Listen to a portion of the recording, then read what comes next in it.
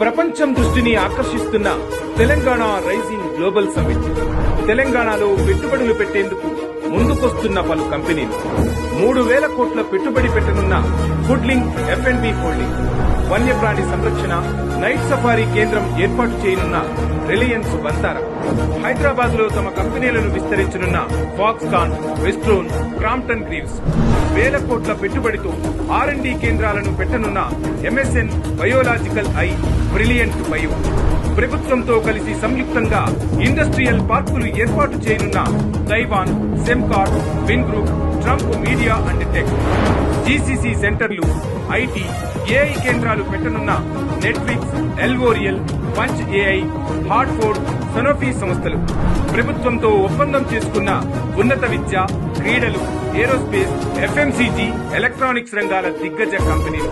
Telangana rising global summit వేదికగా భారీగా పెట్టుబడులను ఆకర్షిస్తున్న తెలంగాణ ప్రజా ప్రభుత్వం ఇప్పటికే 70,000 కోట్ల విలువైన పెట్టుబడులకు సంబంధించిన MOUలను సిద్ధం చేసిన రేవంత్ సర్కార్.